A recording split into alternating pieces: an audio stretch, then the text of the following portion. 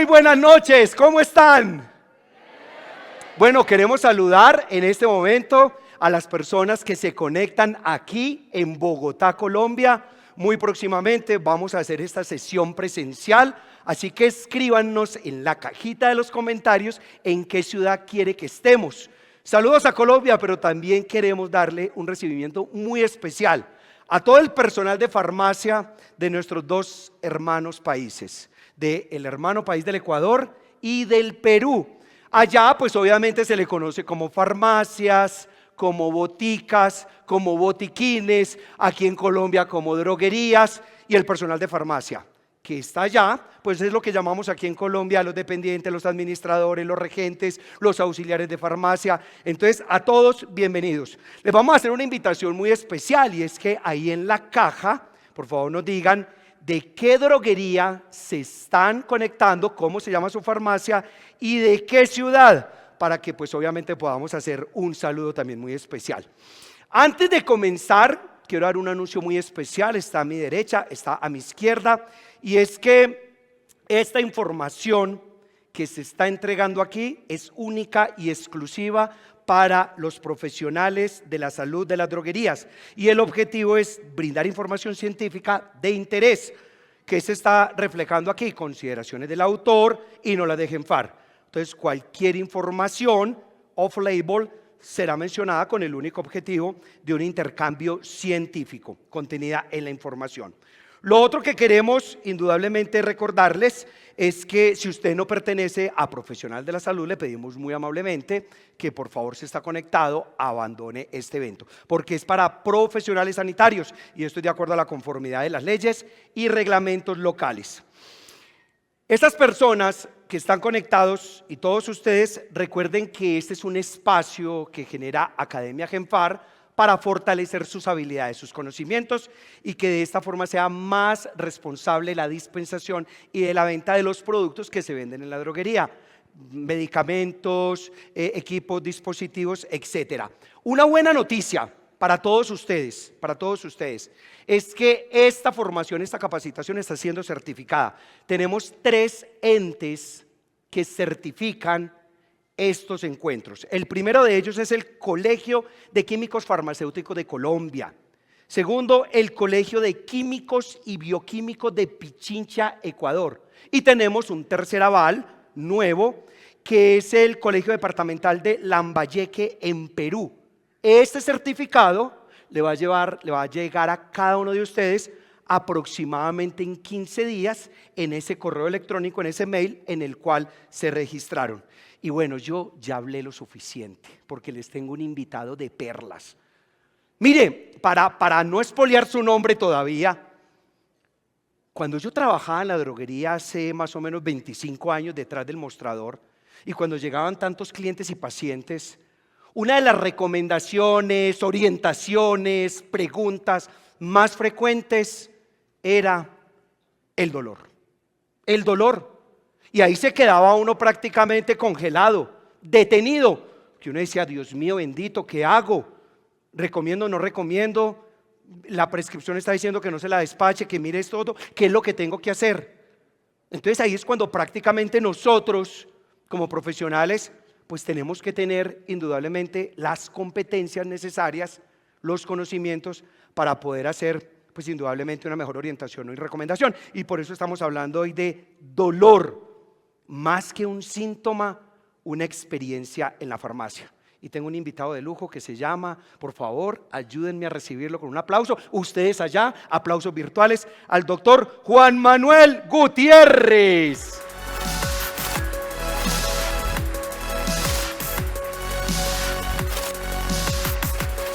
Esto es como en los premios Oscar, a usted lo reciben aquí con unos aplausos fuertísimos. Doctor, ¿cómo está usted hoy? Bien, gracias por esta invitación. Con mucho gusto. Pregunta obligada. ¿A usted qué le duele hoy? Yo creo que lo ¿La que economía, el presidente? No hablemos de eso. Bueno, menos mal. ¿Qué le duele hoy? Yo creo que una de las necesidades más importantes que nosotros tenemos hoy es entender la desarticulación que tenemos con respecto a lo que el médico está formulando y lo que el paciente se está encontrando hoy en las farmacias. Eso me duele. ¿Qué es lo que realmente tiene? El paciente tiene el acceso al seguro, al médico, Muchos de nosotros nos vemos enfrentados día a día a que el paciente, sin esa oportunidad del médico, consulte derecho a la farmacia para que el de la farmacia le diga qué es lo que se tiene que tomar. Eso me produce dolor. Bueno, yo tengo varios dolores. Y vamos nuevamente a meternos directamente en las droguerías de mis amigos, los que están conectados virtualmente, los que nos acompañan aquí en Bogotá, porque ahorita tuve la oportunidad de salir, saludarlos y sé que nos acompañan. Vamos a ver cómo está en la barra. ¿Dónde está la gente de Locatel? Uy, no, con Pausa esa dramática. barra animadísima. Vea, yo le demuestro. ¿Dónde están los copidroguistas? Aprenda. ¿Y dónde está la gente de Cafam? Con subsidio. ¿Dónde está la gente? Vamos a darle la oportunidad. La gente de Locatel. Mi amor, es sola, pero haga bulla, que se sienta. ¿De dónde más nos están acompañando? A ver, duro para escuchar. ¿De dónde? Dependiente. Copservir, muy bien. Dependiente. Excelente. ¿Dónde está la gente de Farmatodo? Eso. Bueno, se trata de que hagan bulla también, porque ahí ese no se siente. Entonces, ¿por qué hago este llamado, doctor? Porque mire, hoy en Colombia, Droga a la Rebaja, Copservir, Copidroguistas, Cafam con subsidio, Farmatodo, Unidrogas, Olímpica, pues todos los días está llegando gente, pacientes, clientes a sus mostradores, con lo que hablaba ahora, manifestando una orientación acerca del dolor. Los primeros llegan con una prescripción suya como médico. ¿Qué hacer en ese caso? Dios quiera. Segundo, está el que por alguna situación en la vida no pudieron del médico ni a la EPS. Entonces, ¿usted qué me recomienda? Y están los terceros, que porque muchas veces el amigo, el vecino le dijo que no, que se tome esto, que vaya, que en la droguería, que eso es la pildorita en la mano de Dios, que se lo tome de una vez. Entonces, con la experiencia que usted ha tenido, que mirábamos sus credenciales ahora, que trae sus conocimientos desde Estados Unidos, en Europa, en Asia, que ha sido conferencista, que es un escritor dedicado, además de eso pinta el doctor, escribe el libro, no, después les cuento la historia, hombre bastante polifacético. Doctor, por favor, que hoy sea el momento que usted nos cuente qué hacer con eso que se llama dolor, cómo lograr nosotros ayudar a ese cliente, a ese paciente que llega a la droguería, pero de forma responsable, darle realmente la orientación necesaria. Bueno, pues gracias por Lo voy a esta interrumpir, oportunidad. ¿me puedo sentar? Por favor. Me voy a patear la conferencia de Sí, acá. sí, ¿Puedo? claro que sí. Doctor, lo dejo en Gustavo. buena compañía, unos amigos. Ok, listo. Adelante. Primero, gracias a la oportunidad de Genfar de generar un espacio en el que nosotros podamos considerar la necesidad de conocer e interpretar con seguridad la formulación. Y esto es una necesidad no solamente que Genfar ha determinado con su política de saber cuidar, sino que es una realidad de país, pero también una realidad de continente. Nosotros tenemos la responsabilidad de formular con seguridad. Y aquí empiezan a aparecer una serie de condiciones que creo vamos a poder dilucidar en el transcurso de esta hora para que podamos tomar la decisión de una forma más acertada. Cuando nosotros llenamos, y todos ustedes han llenado una página en Internet, al llenar una página en Internet les pregunta si son o no son un robot, si tienen o no la capacidad de entender lo que está evaluando ese robot. Entonces, si ustedes ven la imagen, lo que les pide la imagen es determinar, es que señale un pez. Entonces todos ustedes harían, ¿qué harían? ¿Cuántos señalarían ahí la imagen del medio? Levante la mano. ¿La imagen del medio cuántos? Ok. ¿Cuántos señalarían la imagen del medio y la otra? ¿Y cuántos señalarían las tres? Pues les tengo una sorpresa. Resulta que este que está aquí, a pesar de que todos reconocen al pez cofre, porque tiene la figura del pez parecida a Nemo, resulta que esta morena que está allí sigue siendo un pez. Puede que tenga forma de culebra y no tenga escamas, pero sigue siendo un pez. Y si ustedes miran con más detenimiento, lo que va a pasar es que aquí van a encontrar un lenguado. Está camuflado, pero ahí está. ¿Eso qué significa? Que a mí me toca, a nosotros nos toca ir más allá de lo evidente. Y cuando vimos más allá de lo evidente es porque la responsabilidad sobre el paciente que tenemos al frente en nuestra farmacia va con la necesidad de entender que la promesa de servicio es que yo cuido a ese paciente, que ese paciente está convencido de que yo sé que lo que estoy haciendo es en su favor y no que me la estoy sacando del sombrero o que me la estoy inventando. Y eso es muy importante porque el control del dolor, que es la charla que hoy nos atañe, tiene tiempos de manejo, Y cuando decimos tiene tiempos de manejo es que entre más deje un paciente con dolor, más complicaciones puede tener. Y eso es muy importante porque lo que nosotros necesitamos es entender cómo la formulación y la dispensación tienen que estar alineadas. El dolor aumenta las complicaciones, libera bradiquinina en el paso del tiempo. De manera que dejar un paciente con dolor va a generar que él se vuelva agresivo, que él se vuelva cuestionador, que él se irrite, que termine insultándolo. ¿Alguna vez lo han insultado? Todos los días. Y cada vez la violencia se vuelve un género muy frecuente y muy común, todo porque no logro cumplir una promesa, y es que el Señor piensa que yo sé lo que estoy haciendo, pero además que lo voy a hacer rapidito, para que Él tenga el alivio que Él está esperando cuando llega a mi farmacia. Y eso es importante porque si no lo hago, esto complica la terapéutica, complica incluso la formulación de otros medicamentos que Él ya tenga. De manera que ser oportunos y ser acertados mejora y evita complicaciones por el dolor. ¿Qué significa eso además? Que hoy las instituciones que están pensando en acreditación en salud y que están pensando en seguridad de pacientes, oportunidad y eficiencia, tienen una política que se llama gestión segura de medicamentos, que es una cosa que todos nosotros deberíamos manejar. La gestión segura de medicamentos tiene 3 líneas. Los medicamentos de alto riesgo. ¿Y cuáles son los medicamentos de alto riesgo? Son 5. Los anticoagulantes, las insulinas, los electrolitos, las benzodiazepinas y los opioides. Pues resulta que de esos, muchos se consiguen en la farmacia. Ustedes venden insulinas, ustedes venden anticoagulantes. Y esos medicamentos tienen que tener una lista de chequeo para verificar que uno no los puede sacar ni dispensar, así como así. Esos medicamentos tienen un margen terapéutico muy estrecho. Eso quiere decir que si se me va la dosis en esos medicamentos, ese paciente va a terminar en urgencias y hasta se puede morir. Por lo tanto, esos medicamentos tienen que tener una restricción. Luego viene la farmacovigilancia, y es ¿qué de lo que yo hago está generando eventos adversos en mis pacientes? ¿Qué de lo que yo hago tiene o no problemas? Y aparece un término que se llama reconciliación medicamentosa.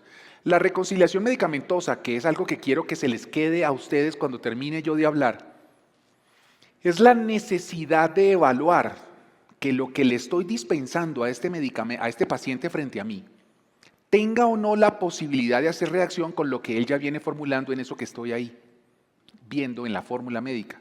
Por ejemplo, si yo doy analgésicos con un paciente que está anticoagulado, la probabilidad de sobreanticoagularlo es mucha. Entonces, considerar esa formulación es muy importante para la toma de la decisión de lo que estoy diciendo. Vamos a hablar de eso un poquito más adelante. Y aquí aparece una pregunta. Gustavo. Vamos a ver cómo está el público. Vamos. Hacemos el tanteo, listo, vamos a ver. Ustedes van a levantar la mano y ustedes, los que nos están acompañando allá en Ecuador y en Perú, en la cajita. Pregunta, ¿qué complicaciones causa el dolor en los pacientes? Yo se las voy a leer y después les voy a pedir el favor, ¿quiénes votan por esta, por esta, por esta y por la otra? A, el dolor aumenta las complicaciones. B, el dolor aumenta la agresividad en los pacientes. C, el dolor interrumpe la comunicación asertiva. D, el dolor complica la terapéutica y disminuye la experiencia de paciente. E, todas las anteriores. Recuerda la pregunta, ¿qué complicaciones causa el dolor en los pacientes? Oiga, estamos sintonizados, Sí, ¿no? Vamos bien. muy bien. Súper. Excelente. Aplauso para ustedes. ¿Por qué era importante hacer esa pregunta en este momento? Porque esa consideración de la oportunidad y la eficiencia hace que usted tenga una mejor comunicación con su paciente, con el que tiene al frente del mostrador y con la dispensación segura de medicamentos. Entonces, primer mensaje que se están llevando. Sigamos. Luego aparece la necesidad de entender un poco lo que todos hemos venido viendo después de la Ley 100 con respecto a la necesidad de entender los medicamentos genéricos y los medicamentos de marca. Entonces, hay una página en internet que ustedes pueden consultar fácilmente. Uno la tiene la FDA y otro la tiene la Agencia Europea de Medicamentos. En las dos partes aparecen lo mismo. Yo me tomé el trabajo de traducirlo Y los medicamentos genéricos tienen preguntas y respuestas, y ahí aparece una serie de preguntas que todos tenemos la necesidad de ir a consultar porque la mayoría de las preguntas están respondidas ahí. Entonces preguntan, ¿qué es un genérico? ¿Qué es un medicamento genérico? Es un medicamento creado igual en seguridad, en potencia, en dosificación, en calidad, equivalencia terapéutica. El genérico es igual al de marca, es igual al innovador. Y eso es importante porque tenemos la duda, ¿funciona o no funciona? A mí solo deme el de marca. ¿No les han dicho eso? Lo hemos visto muchas veces. ¿Funciona igual que los de marca? Sí, si tiene equivalencia farmacéutica y terapéutica. Entonces aparece un término, equivalencia farmacéutica y equivalencia terapéutica. ¿Y eso qué es? Ya se las voy a contestar. ¿Por qué vale más?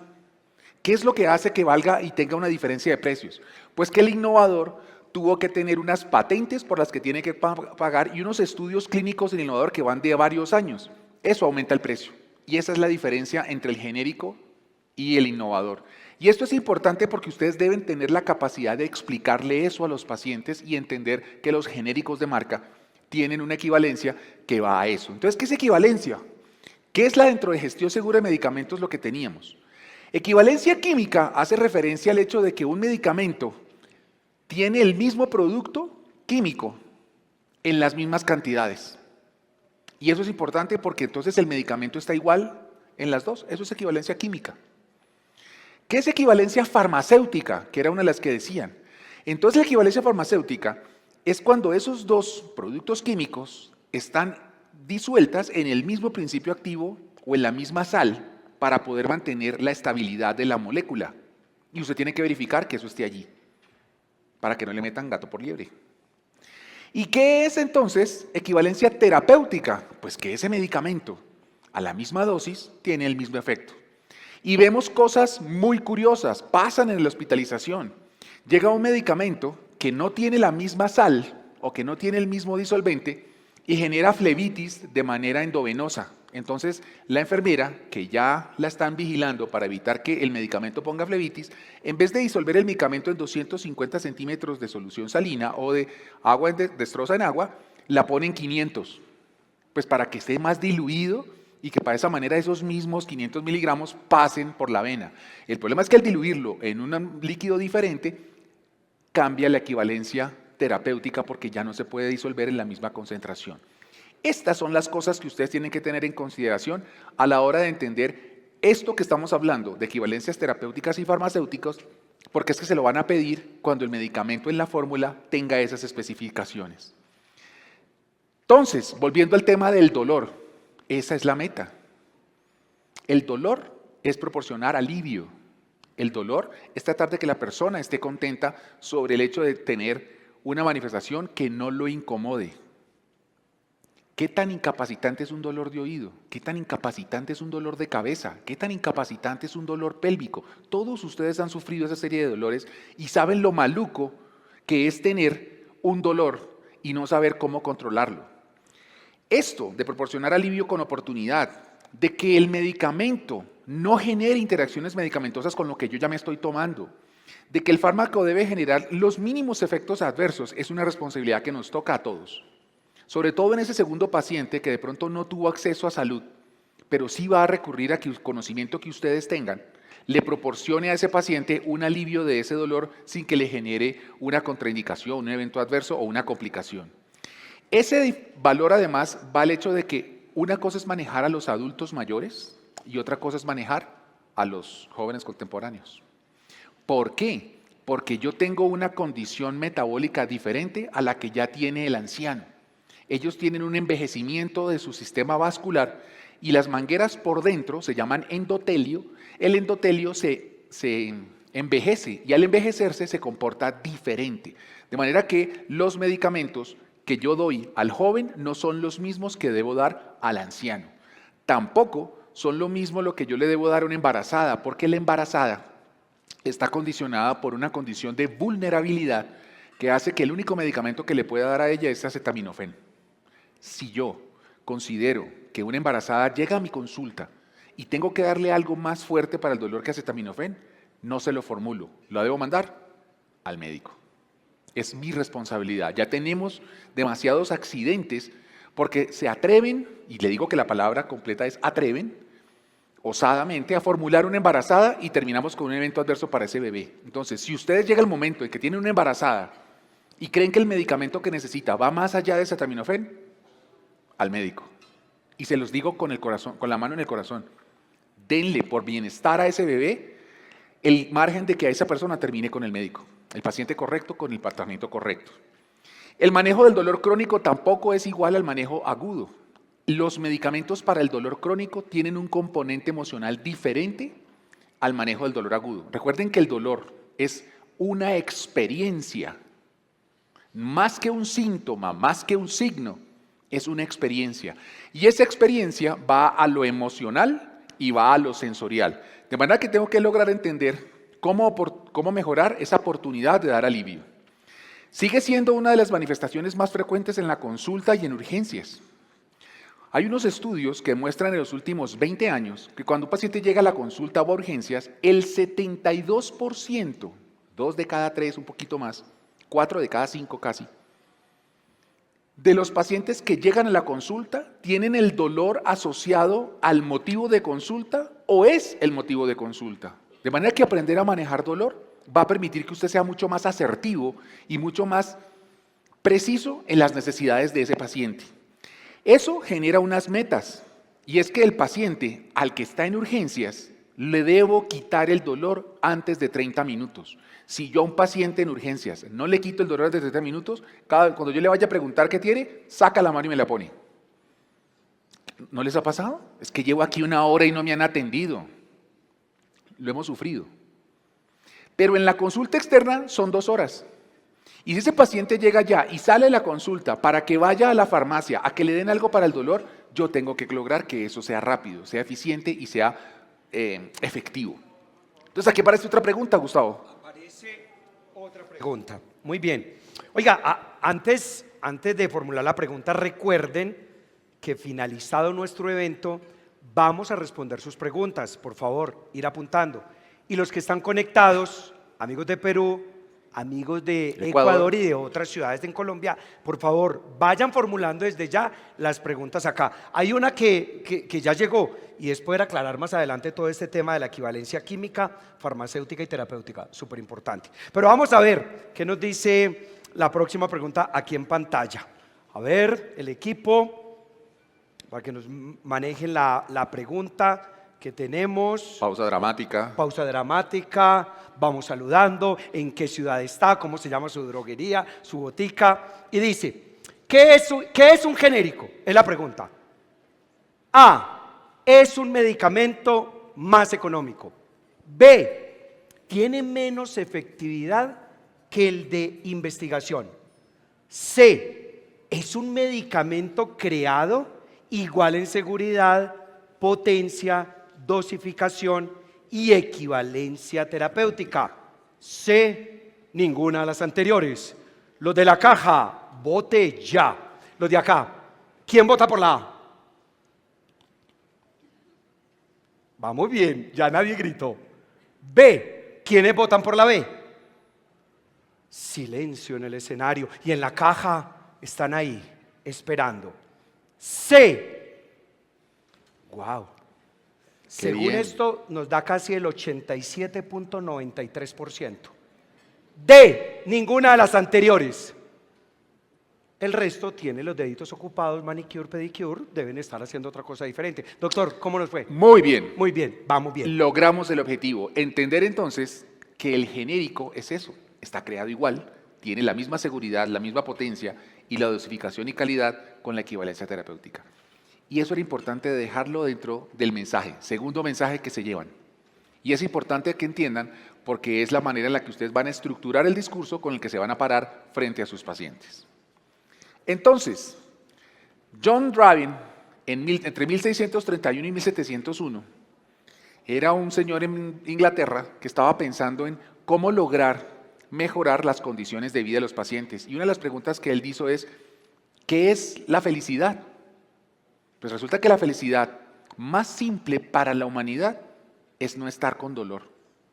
La frase tiene todo eso, 1700, y está totalmente vigente hoy. Esa es más la felicidad más simple que el humano puede esperar.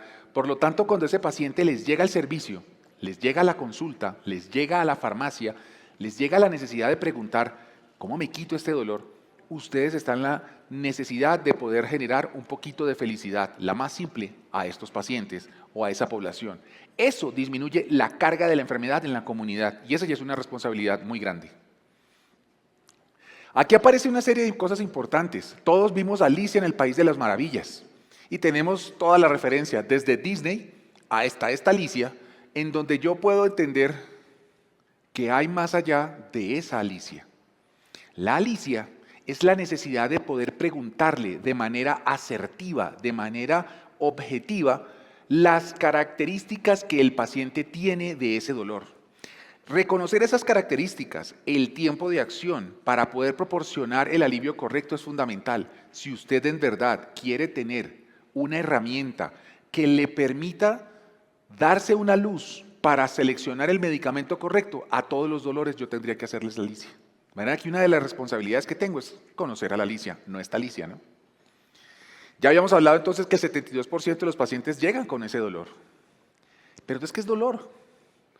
Si vamos a entender dolor agudo, el dolor agudo, si ustedes lo consultan en algunos libros, medicina interna y de los libros grandes, dicen, pero, o hasta Wikipedia, o Doctor Google, dolor agudo es el que dura menos de 2 semanas y dolor crónico es el que dura más de 2 semanas.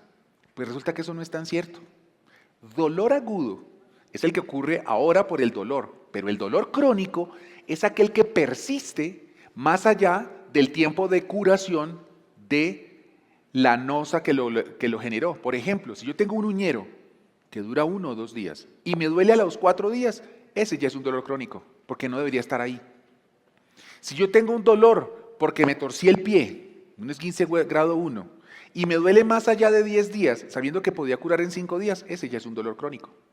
Entonces, el dolor crónico se maneja diferente al dolor agudo, y la manera de reconocerlo es la causa que lo generó ya desapareció. Y eso empieza a entender la definición de lo que es el dolor agudo y entender las consecuencias del dolor agudo, porque el dolor agudo es una explosión. Es un proceso inflamatorio que genera toda una cadena de reacciones en donde las sustancias quimiotácticas que generan el proceso inflamatorio cambian la conducción nerviosa, cambian la presión arterial, cambian la frecuencia cardíaca y generan toda una serie de respuestas que están asociados a todos ustedes vieron Hulk y se dieron cuenta que Hulk o David Banner responde a Hulk cuando algo lo agrede.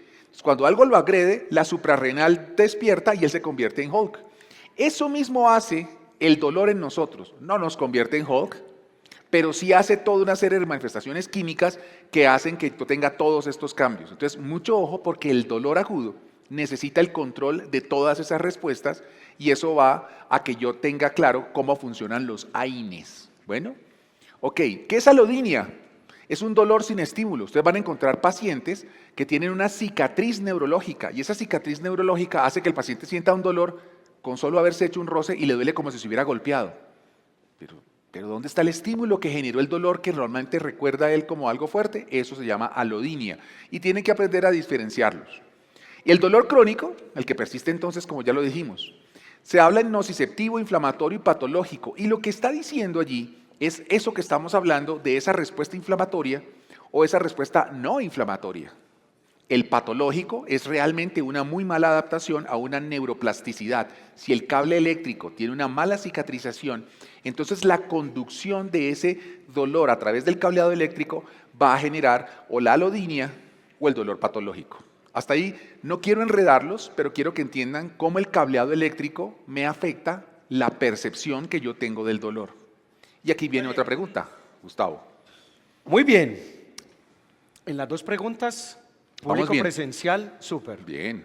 Y la parte virtual de, O sea, de Ecuador y de Perú, vamos bien. No estoy Muy hablando bien. tan enredado. No, vamos bien, vamos bien. Vamos a ver en las preguntas qué va pasando. Ok. Muy bien, suélteme la pregunta, tan amable. ¿Qué es la licia en el dolor? Opción A, reconocer las características del dolor permiten una mejor selección del analgésico apropiado? Respuesta B. El poder reconocer el tiempo de acción del medicamento y su duración son importantes para seleccionar el analgésico. Respuesta C.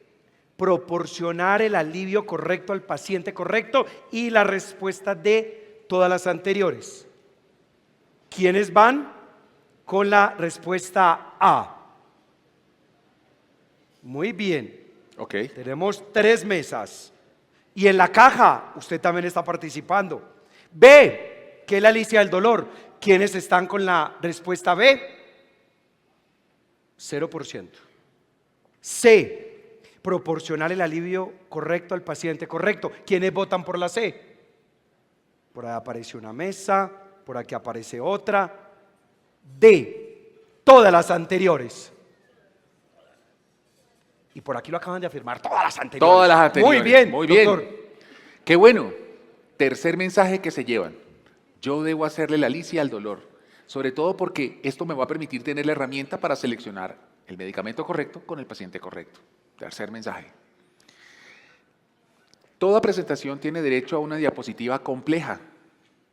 Esta es mi diapositiva compleja. Vamos a tratar de masticarla un poco más para lograr que sea entendible. Porque esto les va a sacar la pata del barro cuando tengan que escoger el medicamento correcto en el paciente correcto. Entonces, no es esta, es la que sigue. Es para ver si estaban despiertos. El dolor agudo es aquel que tiene menos de 2 semanas, ya lo hemos hablado. El dolor crónico, aquel que persiste después de que la causa que lo generó desapareció. El dolor neuropático, porque van a oír hablar del dolor neuropático. El dolor neuropático no es otra cosa que el dolor que ocurre en el cableado eléctrico. Y como ocurre en el cableado eléctrico, tiene unas características de cableado eléctrico. Parece un corrientazo, se irradia, ¿cierto? Y genera un malestar que usted no sabe si está entre su merced y mi señora. Entonces, esa serie de cosas son importantes para poder entender cómo funciona el sistema nervioso central o el sistema nervioso periférico. El dolor somático es el que está en la carne, es el que está en el músculo, en el hueso, en la estructura del mesodermo y el endodermo, que se divide a su vez en osteomuscular, visceral y articular. La ruta del dolor va desde el proceso del tejido, el cableado eléctrico, los conductos de los cordones posteriores de la médula hasta el cerebro. Y eso es lo que está allí. Entonces, es importante de entender que yo lo que tengo es que definir que desde que tengo la lesión en el brazo, ¿sí?, va por ese cableado eléctrico hasta la médula y hace una integración. ¿Y eso por qué es importante? Porque eso me permite entender dónde funciona cada analgésico que yo doy. Entonces, unos analgésicos van a funcionar en esta parte del brazo, en la piel, en el proceso inflamatorio, ¿cierto? Y otros van a funcionar en la conducción del dolor y otros van a funcionar en el sistema nervioso central. Entonces, para que lo mastiquemos aún más, transducción del dolor, así se llama, transducción del dolor. La transducción del dolor no es otra cosa que el proceso inflamatorio como tal, guiado por la cascada del ácido araquidónico, ácido que está en la piel y que está en los tejidos, en donde lo que yo tengo es una respuesta inflamatoria por una agresión.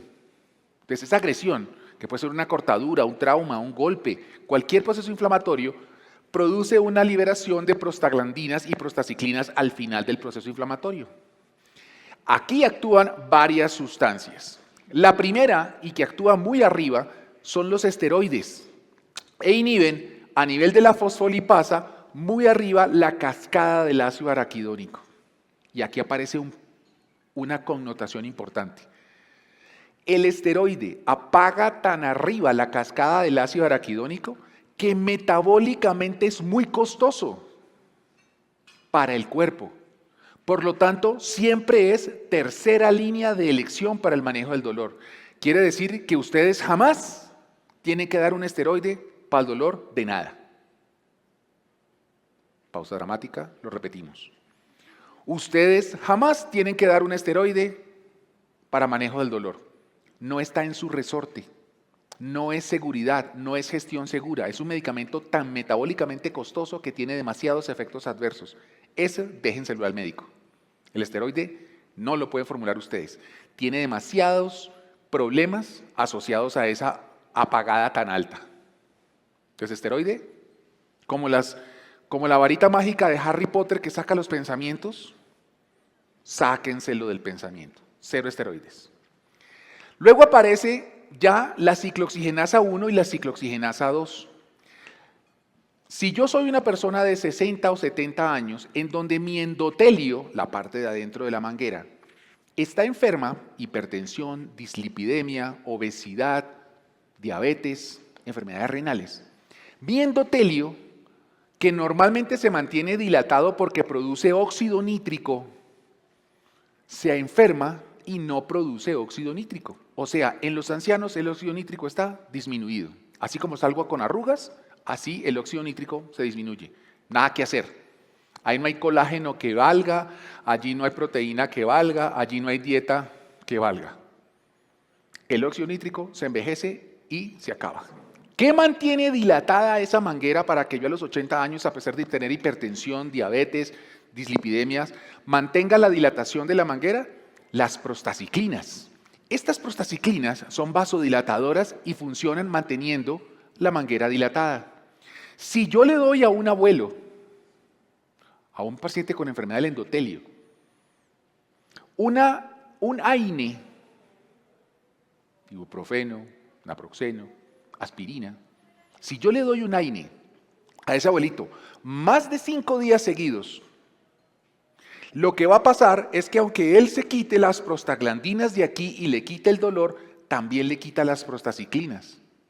Entonces ese abuelito a los 5 o 6 días, a pesar de que ya no tiene dolor, empieza a tener espasmos en el corazón o espasmos en el riñón y el paciente termina conmigo en urgencias por un infarto o una lesión renal.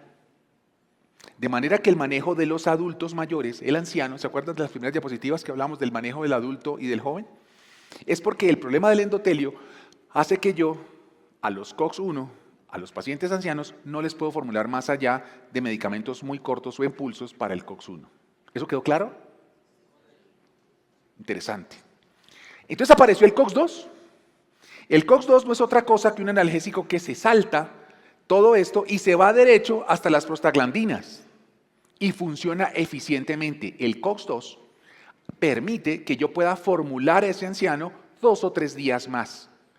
Pero debo ser muy celoso y muy disciplinado para explicarle que es dosis dependiente. Él no puede llegar a tomarse 2 o 3 tableticas porque le gustaron o porque sintió que estaba bien. Porque la selectividad de esa selección se pierde si aumento la dosis. Por lo tanto, a esos medicamentos no les puedo aumentar la dosis. Ojo con el COX-2 y la dosis.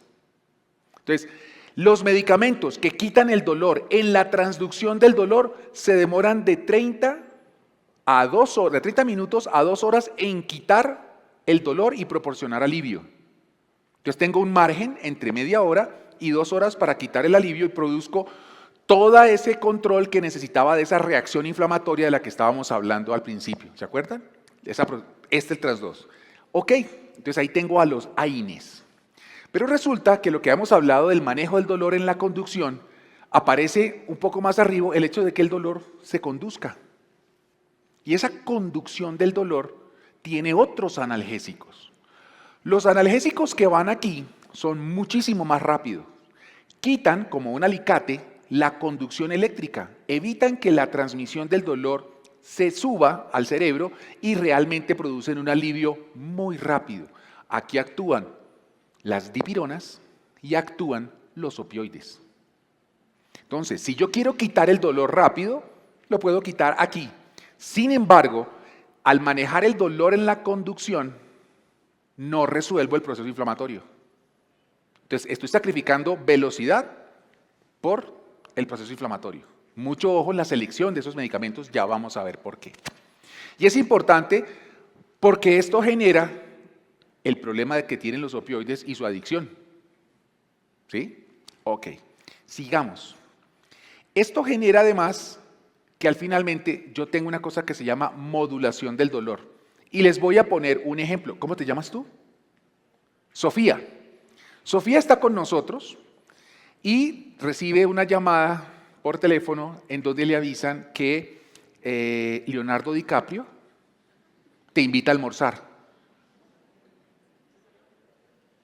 Entonces Sofía se pone punta en blanco, se baña, se acicala, se hace todo, y uno no sabe que va a terminar un almuerzo con Leonardo DiCaprio. Entonces sale con la pestaña y todo.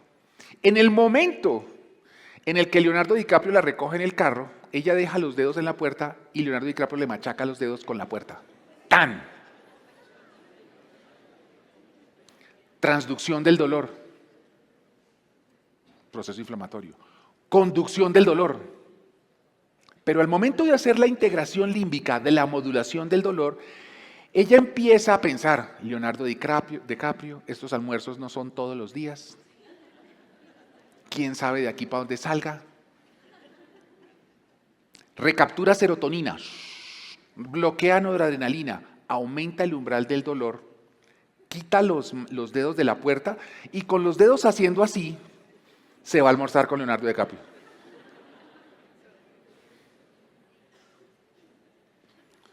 Voy a cambiarte el escenario, con todo el respeto. Voy a ponerte, y Dios no lo quiera, en el funeral de tu abuela. Llega al funeral de la abuela, está frente al ataúd, está la tapa de vidrio, y ella pone la mano frente a la tapa de vidrio y la puerta que está de madera se cae y le machaca los dedos. El escenario es totalmente otra cosa. ¿Se acuerdan que les dije que el dolor era una experiencia emocional, fuera de la sensorial? Esa parte emocional, cuando la misma fuerza en julios de la tapa del ataúd a la puerta de Leonardo DiCaprio le machaca los dedos, es el mismo estímulo doloroso. Pero como el escenario emocional es otro, ella no recaptura serotonina, ella no bloquea noradrenalina y el umbral se le baja, haciendo que ese mismo estímulo sea un dolor insoportable. Y entonces ella pega el berrido y despierta a todos los que estaban en el velorio y se despertó, que él pasó el muerto. Entonces, ojo con esto, porque la recapturación de lo que está hablando el dolor aquí, habla sobre lo que pasa en el hipotálamo y en la amígdala, unas sustancias que están en unas áreas que están en el cerebro, en donde se hace toda la interpretación y la modulación del dolor. Esa es la que permite que yo diga que el umbral sube o baja del dolor. ¿A ustedes les ha llegado el paciente que dice, es que yo tengo un umbral muy alto, doctor? Es más, les voy a contar un mito urbano. El mito urbano dice que los hombres somos más flojos para las gripas. Es un mito urbano. Es un mito urbano. Está demostrado que el estrógeno en la mujer protege la multiplicación del virus de la influenza, por lo tanto está más protegida y hace menos síntomas. Ya tienen la excusa, señores, para poderse quejar todo lo que quieran. Ojo pues, que todo esto va al hecho de que hay medicamentos que lo que hacen es eso que Sofía hacía con la recapturación de serotonina, y se llaman recapturadores de serotonina. Entonces los recapturadores de serotonina, a diferencia de estos primeros que actúan en 30 minutos, la conducción que actúa en 4 minutos, los medicamentos que quitan el dolor en la conducción, quitan el dolor o producen alivio en 4 minutos. Pero los medicamentos que van al cambio de la percepción del dolor, a la interpretación del dolor, actúan en 90 minutos para quitar el dolor. Ahí actúan la amitriptilina, ahí actúan los antidepresivos tricíclicos, ahí actúa el tramadol. Contrario a pensar que el tramadol, que es un opioide, actuaría en la conducción, el tramadol actúa allá atrás, en la conducción del dolor. Entonces empieza a entender otra cosa y es, ¿cuándo necesita mi paciente que yo le quite el dolor? ¿Ya? ¿En 1 hora o en 2 horas? Y eso hace que usted empiece a entender cómo selecciona el medicamento correcto para el paciente correcto, dependiendo de la oportunidad en la que ese medicamento proporciona el alivio. Les decía que era complicada, pero miren que más explicada, suavecita, nos lleva a donde queremos.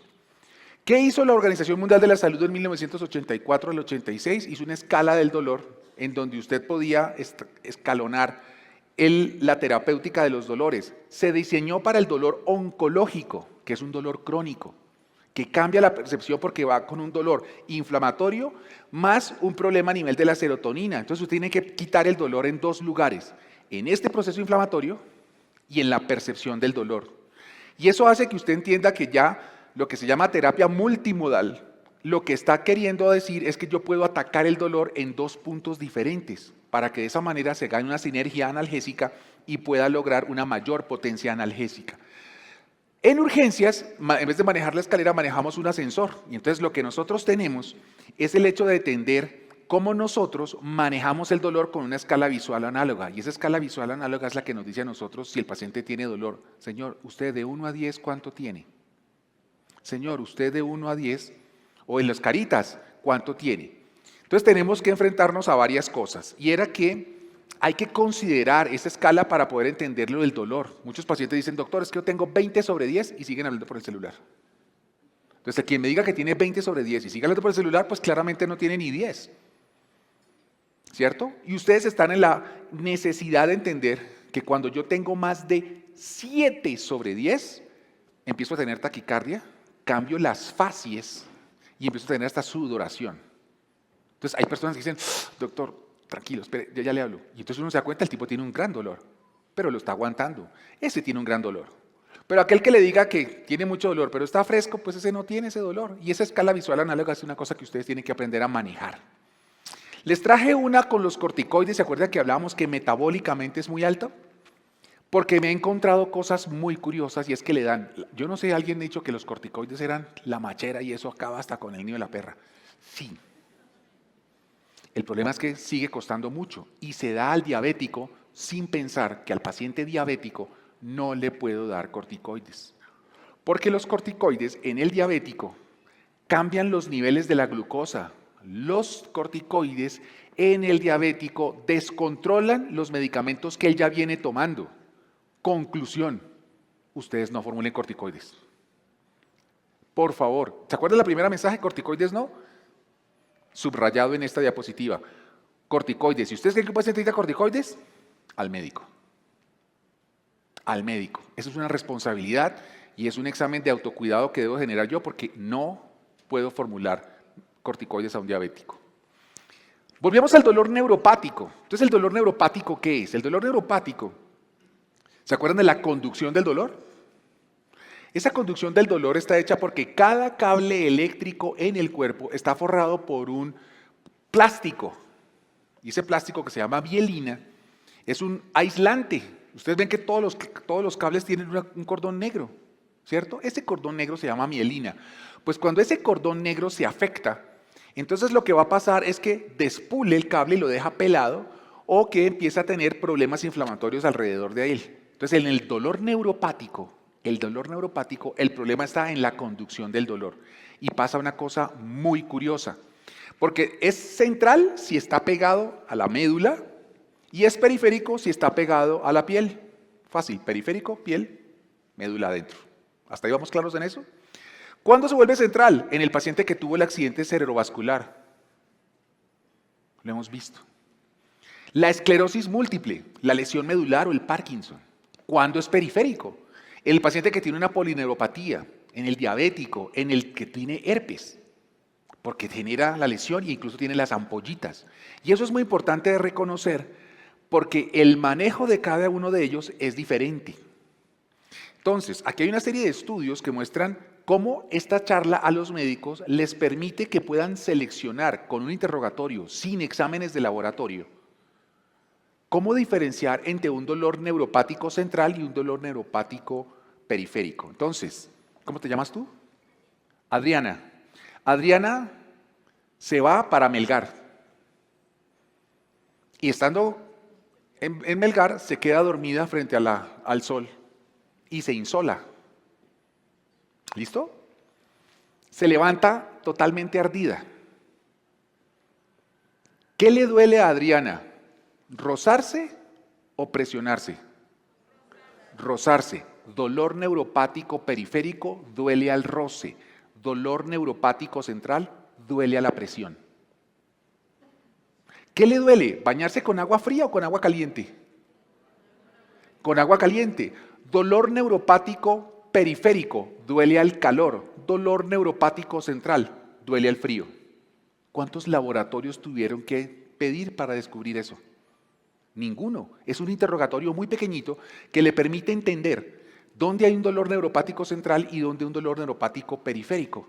Y entonces el problema se vuelve interesante cuando yo descubro que el dolor neuropático central se puede controlar con inhibidores de calcio, pregabalina y gabapentina. Mientras que el dolor neuropático periférico se puede manejar con inhibidores de canales de sodio, lidocaína. ¿Este paciente va a responder a tramadol? No. ¿Va a responder a morfina? No. ¿Va a responder a ibuprofeno? No. Porque el problema del dolor neuropático no está en la transducción, no está en la conducción. Es un proceso nociceptivo que se convierte en un estímulo eléctrico y hay que cambiarlo de esta manera. Entonces, mucho ojo con que ustedes empiecen a formular al paciente con herpes aspirina, ibuprofeno, naproxeno, porque no es así como se maneja.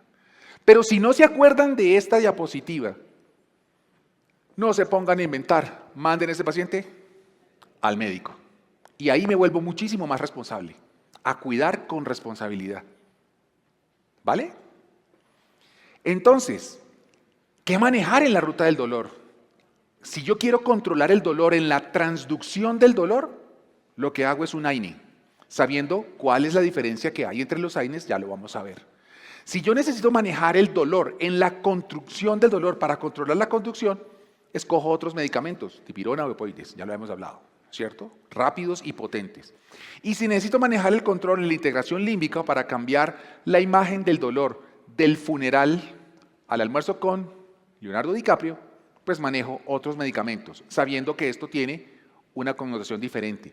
Esto me hace responsable, me hace objetivo y me hace muchísimo más técnico a la hora de para manejar el paciente correcto con el medicamento correcto en el tiempo correcto. ¿Eso está claro? Entonces, cuarto mensaje, de aquí salimos con una cosa muy clara. Esto es parte de la responsabilidad que nosotros queremos. Saber cuidar con responsabilidad. Y cuando tenga una duda, al médico. Ya hablamos del paciente anciano, ya hablamos de la mujer embarazada. Ojo con los niños. Porque todos los estudios en los pacientes pediátricos dicen que con lo único que yo puedo manejar a esos pacientes es con acetaminofén y con ibuprofeno. Pero si usted cree que ese paciente necesita otra cosa diferente a acetaminofén o ibuprofeno, ese paciente va para el pediatra. El pediatra ya no es mío y no lo puedo formular yo. ¿Eso está claro? Mucho ojo con eso. Ok. ¿Qué pasa con las interacciones medicamentosas? ¿Se acuerdan que era una de las cosas que habíamos hablado dentro de la gestión segura de medicamentos, la farmacovigilancia y la gestión segura de medicamentos? Miren lo que pasa con los AINES en el manejo del dolor. Si este paciente está tomando anticoagulantes, lo que va a pasar es que le puede aumentar la sobreanticoagulación. Entonces al paciente le van a pasar a salir morados y punticos morados que nosotros llamamos petequias. Entonces, ojo cuando usted diga, es que necesito un AINE, ¿usted qué me aconseja? Sí, pero ¿usted está tomando algún otro medicamento? Sí, yo estoy anticoagulado, pero no pasa nada. No, un momento. Ese medicamento ya tiene una contraindicación para manejar un AINE. Y si no lo puede manejar, ese paciente va para el médico. ¿Qué pasa si lo que el paciente está tomando son antihipertensivos? Y nos llegan muchos. Creo que los pacientes en nuestro país que llegan mucho a la farmacia, mayores de 50 años, por lo menos el 60% está con hipertensión o recibiendo medicamentos antihipertensivos. Entonces, mucho ojo con los medicamentos antihipertensivos y el AINE que usted le vaya a formular, porque disminuye la efectividad de los enalapril, del captopril y de todos los pril. Entonces, mucho ojo con eso, porque eso va a hacer que si ese paciente está tomando eso y el paciente quiere dolor, ese paciente va para el médico.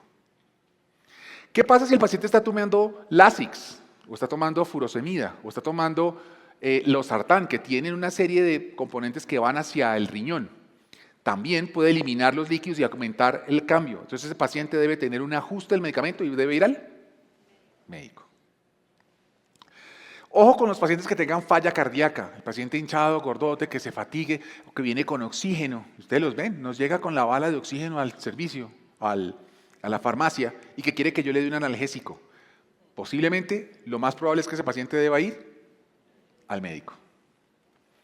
¿Qué pasa si el paciente está tomando esteroides? Y nos pasa, tengo fisicoculturistas que es el músculo, y está tomando por debajo analgésicos, y se lesionó porque tiene un problema con la pesa y entonces tiene una lesión, pero mire, Yo soy el Chacho, levanto 80 en envión para el médico. No sabemos qué tiene por debajo ese paciente. Paciente que esté tomando antidepresivos. Ojo con el paciente que esté tomando antidepresivos porque los AINES me quitan ese recapturador de serotonina. ¿Se acuerdan lo que hacía Adriana? No, Sofía. Entonces, mucho ojo con eso porque necesitamos controlar a esos pacientes.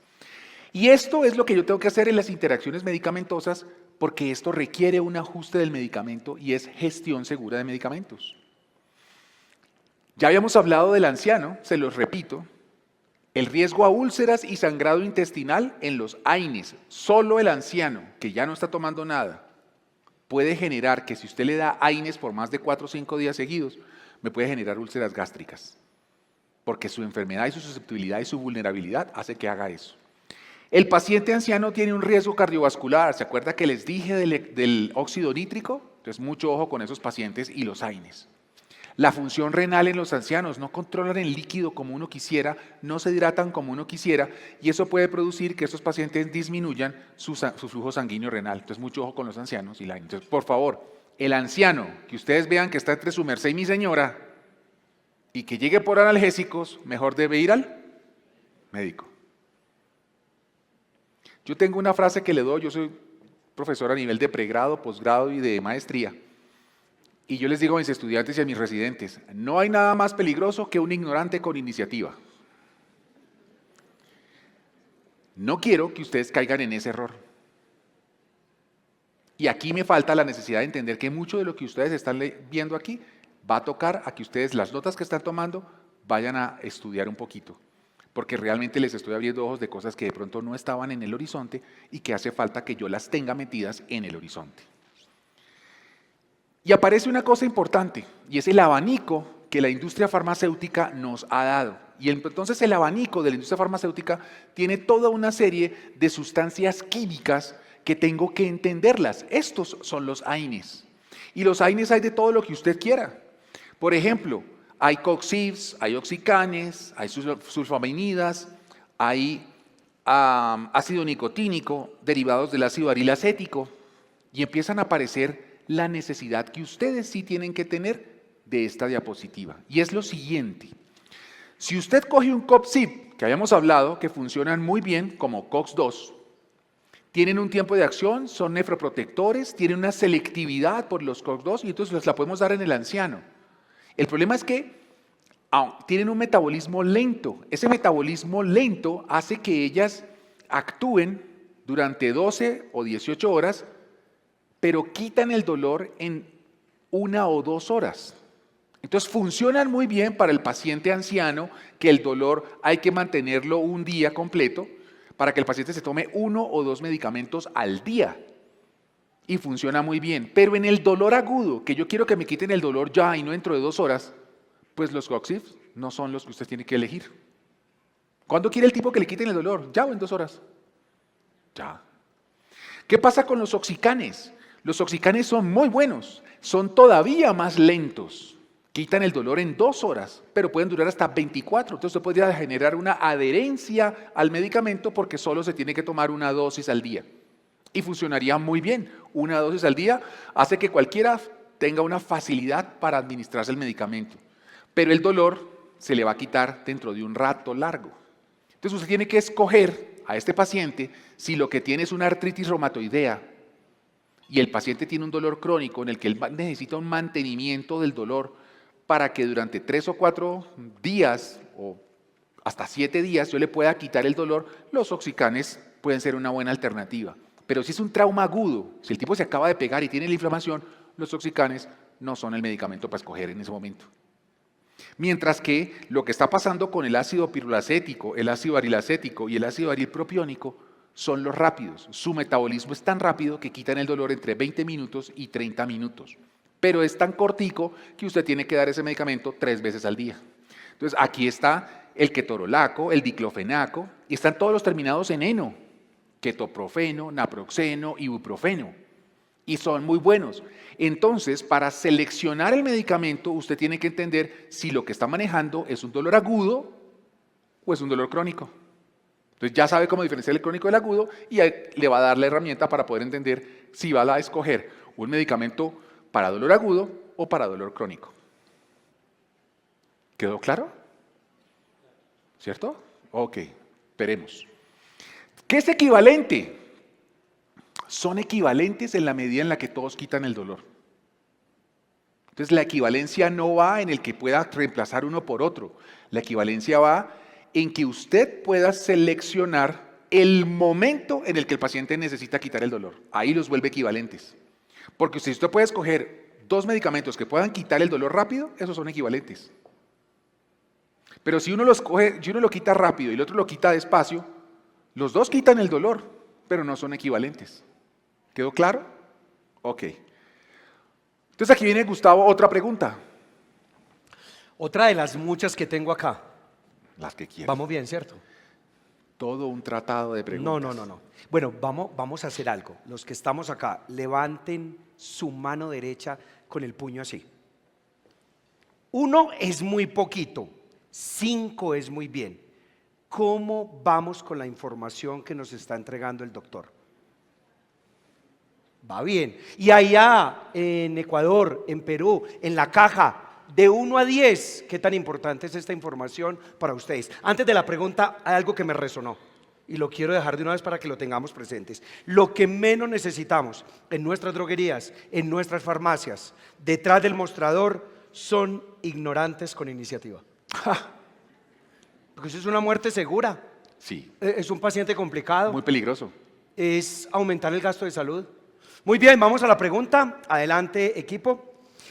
Dice la pregunta: los riesgos de los AINES en el adulto mayor son: A, ninguno; B, riesgo de úlceras y sangrado, riesgo cardiovascular, riesgo renal e interacciones medicamentosas; C, riesgo de diabetes; D, ninguna de las anteriores. Ahora van a votar diferente. Como son 4, van a levantar su mano el que vota por A, B, C, o 4 esta. Vote ya. Okay. ¿Cómo lo ve, doctor? Bien. 5 en romanos, ¿cierto? ¿Cómo 5 le romanos. fue? Sí, 5 y allá romanos. ustedes, Ecuador, Perú, allá sí como no los podemos ver a todos ustedes, ¿cómo están votando? Muy bien. Muy bien, oiga, no, espera un momentico, desen un aplauso ustedes, hombre, están demasiado juiciosos. Le va a llegar el premio a la droguería, ha estado muy juicioso, allá va a llegar. Adelante, doctor. Y es un alivio para mí porque no los estoy durmiendo. Bueno, he visto 2 personas así. No, yo vi que estaban haciendo era así, estoy de No acuerdo. las he querido desportar por no ponerlas en evidencia. Pero en general, gracias por estar despiertos, gracias por estar esta mañana aquí, gracias por tomarse el tiempo de venir a aprender, a tener la responsabilidad de entender que es nuestra responsabilidad saber un poquito más. No ser ese ignorante con iniciativa, Dios quiera. ¿Estamos? Ok.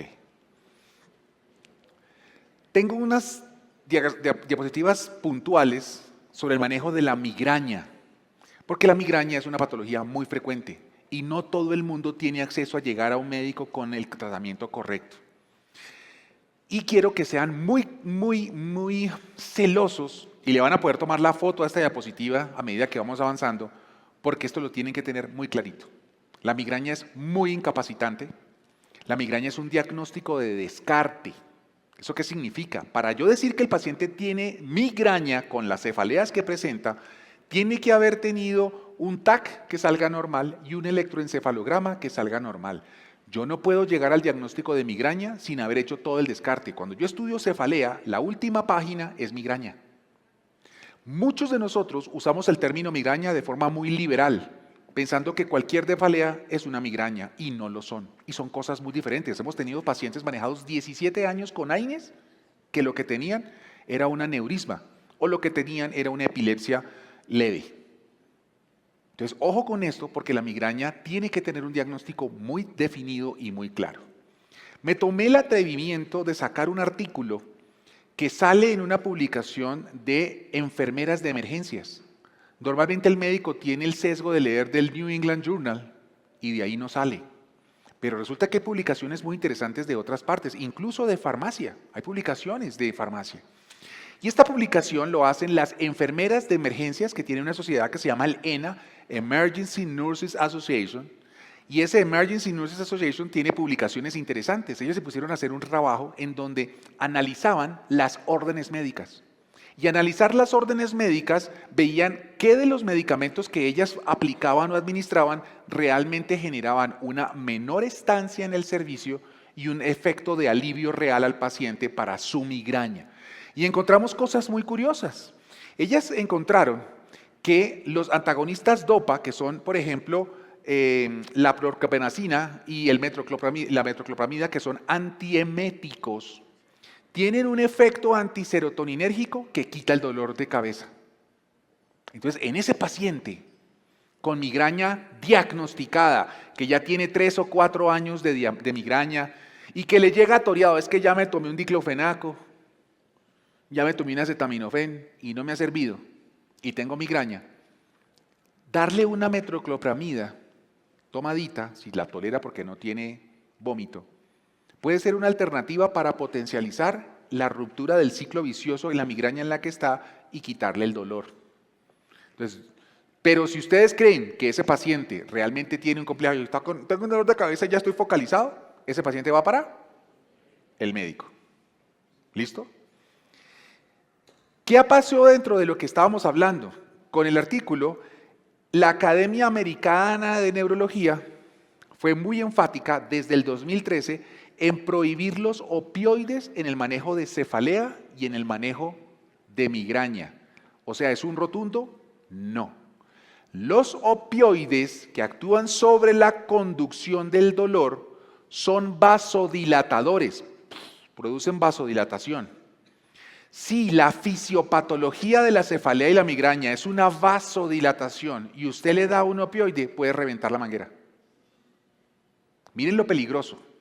Entonces, la conclusión es que a las cefaleas y a las migrañas no se da opioides. Y les juro que he visto que les dan opioides, aún en el servicio de emergencias.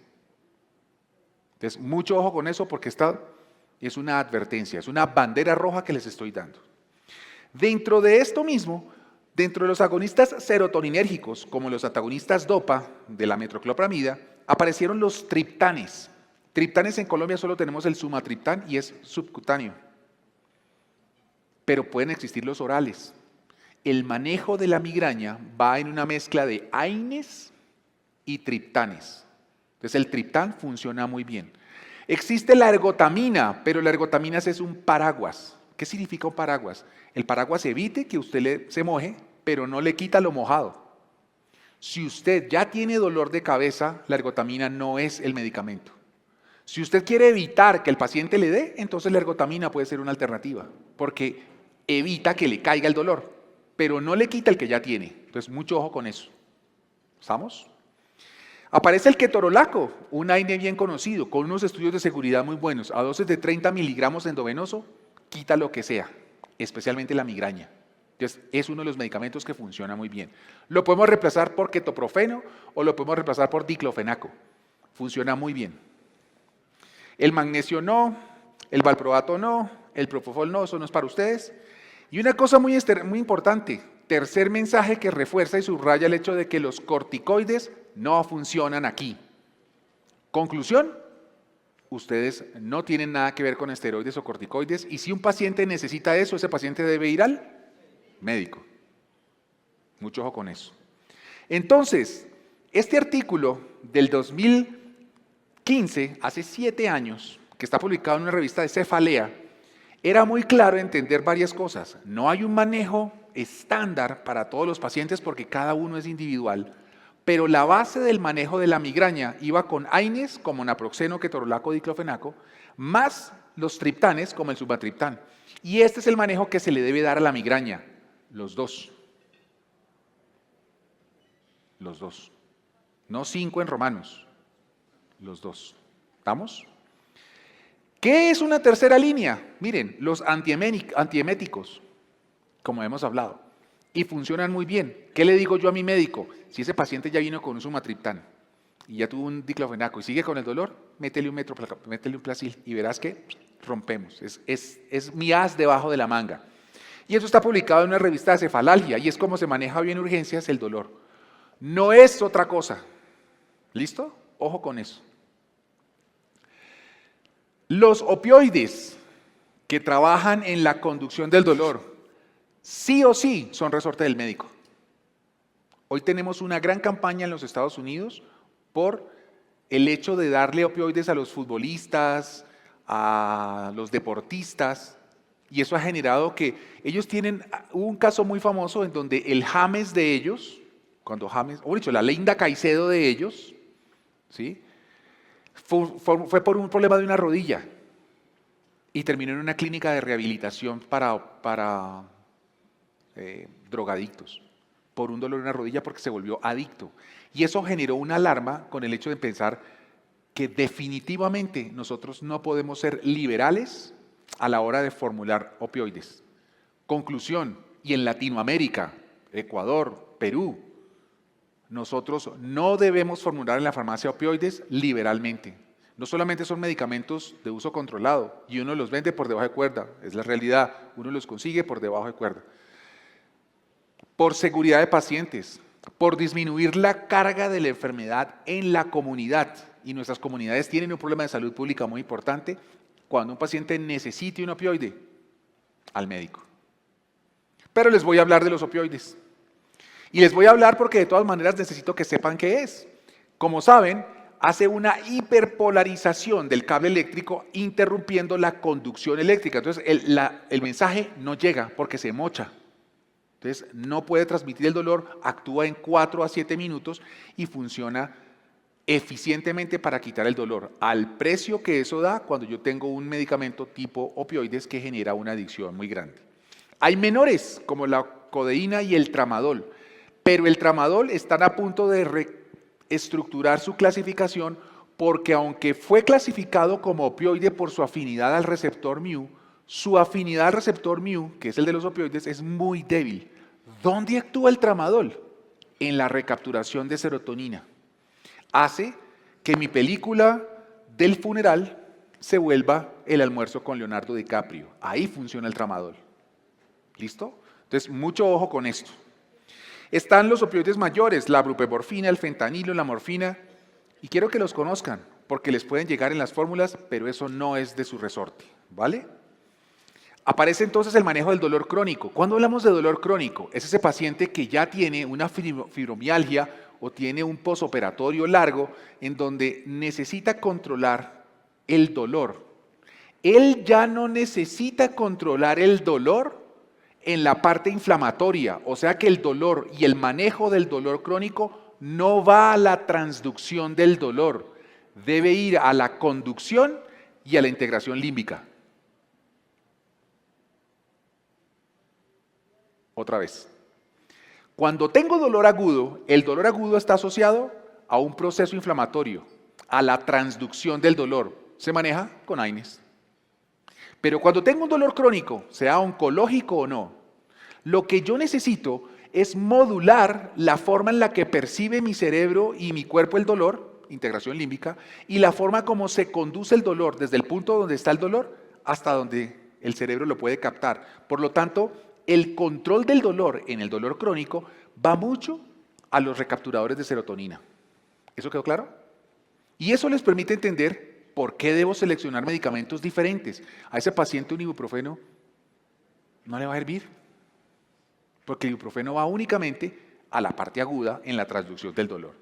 Aquí hay una lista en donde nosotros tenemos claramente cómo hay selecciones. Por ejemplo, aspirina, acetaminofén, ibuprofeno. ¿Dónde actúa el acetaminofén? El acetaminofén es un COX-3 y actúa a nivel de la transducción del conducción, pero también de la integración límbica. Entonces, en un pedacito, antes de subir al hipotálamo, el acetaminofén quita el dolor. Por eso es que también quita la fiebre, porque ahí están los centros reguladores de la fiebre y son muy buenos controlando la fiebre y son muy buenos manejando el dolor. Yo les aseguro que descubrimos cosas interesantes. El acetaminofén endovenoso es una maravilla, hasta la cefalea quita. pero un acetaminofén venoso es resorte del hospital. ¿Listo? Alternativas de los opioides, solo para mencionar, hay efectos duales que actúan en la conducción y en la recapturación de serotonina. Están los que manejan la cefalea ya como el urohepapán, que ya deberían estar llegando a Colombia. Tramadol, me demoro 5 minuticos más, se los prometo. Yo sé que los tengo cansados, pero también. Tramadol es un análogo sintético de la codeína y la codeína es un profármaco. Por lo tanto, la codeína y el tramadol tienen que dar una vuelta en el hígado para convertirse en morfina para que actúen.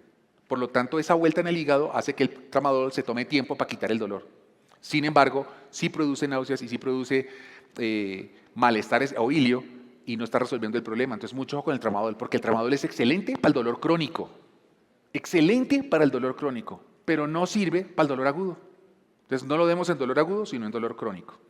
Ahí están los artículos que funcionan desde el 2005. La última diapositiva ya, vamos a acabar. Dipironas. ¿Cómo funciona la dipirona? Todos conocemos y vamos a hablar de la dipirona. El problema de la dipirona fue que en 1977 un doctor americano de origen asiático publicó un artículo que demostraba que la dipirona producía agranulocitosis. Y desde ahí la FDA la suspendió. Ustedes no habían nacido y la dipirona ya estaba prohibida en el mundo. La dipirona fue inventada en 1954 como un AINE, o sea, para manejar la transducción del dolor. Pero a la dosis a las que controla la cascada del ácido araquidónico es tóxica para el ser humano, o sea que no actúa como un AINE. Entonces, ¿dónde quita el dolor? ¿Y qué es lo que hace? Entonces, el problema fue que estos 3 átomos de nitrógeno que ustedes ven en la molécula son alergénicos. Nosotros estamos diseñados para detectar el nitrógeno. Entonces, todo lo que tiene nitrógeno nos hace alergias. La cáscara del camarón y de los langostinos tienen mucho nitrógeno, por eso la gente está alérgica a los langostinos. ¿Sí? Entonces, el cuerpo hace reacciones y no es un evento adverso, es la reacción propia de consumir dipironas, reacciones cutáneas, hipotensión, broncoespasmos. Entonces, tengo que tener control en todas las personas. ¿Qué pasa con los latinoamericanos? El problema de los latinoamericanos es que tenemos una menor expresión enzimática. Entonces, todos aquellos que tengamos herencia chipcha, muisca o quimbaya o caribe, tenemos una menor capacidad de reaccionar y desarrollar alergias. Y eso hace que yo tolere las dipironas. Por eso ustedes van a encontrar que las dipironas están del Río Bravo para abajo. Funcionan muy bien en Latinoamérica, pero no las consiguen en Estados Unidos, no las consiguen en Australasia, no las consiguen en Europa. Solo aquí. Y eso obliga al hecho de pensar que cuando yo voy a formular un medicamento como este, tengo que considerar de dónde viene mi paciente para entenderlo. Entonces, ¿dónde actúa? Actúa en el PD2, quitando la fiebre, y es excelente. Quita muy bien la fiebre. Es excelente. No hay pediatra que no quiera dipirona para manejar en el servicio de urgencias la fiebre de los niños. Inhibe la prostaglandina tetasa, claro, es un AINE, entre comillas, pero a la dosis a la que inhibe es tóxica, entonces no la podemos dar a esa dosis. Actúa sobre el AMP cíclico en el adenil ciclasa y es un vasodilatador potente. Eso quiere decir que no lo puedo dar en dolor de cabeza. La dosis de la dipirona más allá de 500 miligramos en dosis genera una vasodilatación. Todos ustedes han sido testigos de que cuando les aplican una dipirona, usted siente un vaho y la gente se queja, tengo una faja. Si eso le está pasando a un paciente que tiene cefalea y tiene una vasodilatación y lo dilato, puedo reventar la manguera. Y hemos visto que dan dipironas de 1 gramo y 2 gramos a un paciente con dolor de cabeza. Gracias a Dios no ha pasado nada, pero eso no puede seguir pasando. ¿Listo? ¿Dónde quita entonces el dolor el tamisol, el metamizol? Pues resulta que a nivel de la vida óxido nítrico en el GMP cíclico quita la conducción, entonces actúa como las opioides en la conducción del dolor y ahí actúa en 12 minutos. Entonces si usted quiere quitar el dolor, la dipirona quita el dolor en ese momento por esa vía. Y eso es lo que hace que nosotros podamos escoger la dipirona en esas condiciones, en esas sustancias. Si de nuevo usted cree que ese paciente necesita otra cosa adicional, ese paciente se vuelve del médico. ¿Estamos? Está prohibido por la FDA, no funciona muy bien. El INVIMA en Colombia, para los que están allá tienen un centro regulador, lo tiene como segunda línea de elección, nunca como primera línea de elección. Entonces, mucho ojo con las dipironas en nuestra formulación o en la dispensación de lo que nosotros hacemos. Y creo que con esto, Gustavo, hemos dejado muchas inquietudes para seguir profundizando. No hemos terminado. Los artistas, cuando entregan un concierto, entregan lo mejor de sí mismos. En este orden de ideas, un científico nos entrega su conocimiento y el premio muchas veces es el aplauso y la intensidad de ellos. ¿Qué tal si le damos un aplauso al doctor?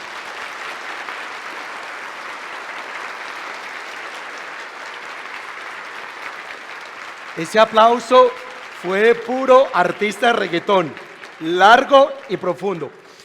¿Qué hacemos, doctor? Siéntese, por favor, se va tomando un vasito con agua, vamos haciendo unas conclusiones interesantes acá. Hoy hemos aprendido un poco más del dolor, hemos podido ser un poco más responsables. Yo espero que en este momento la caja virtual de las ciudades de Colombia, a excepción de Bogotá, la caja de Perú, de Ecuador, esté repleta de preguntas porque es a lo que vamos a llegar. Y que ustedes aquí en la mesa las tengan preparadas, las tengan diseñadas. Nuevamente, quiero pedir un aplauso muy fuerte para el doctor Juan Manuel.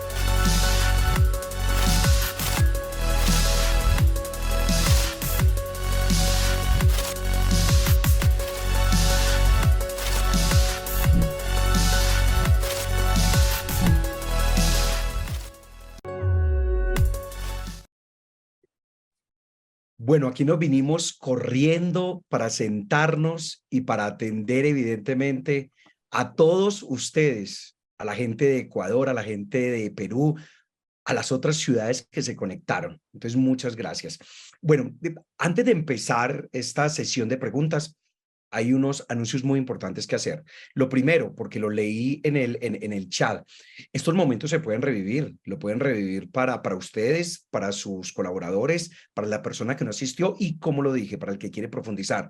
Vamos a colgar esta grabación en nuestro canal de YouTube, el de la Academia Genfar, y también la pueden encontrar en www.genfar.com.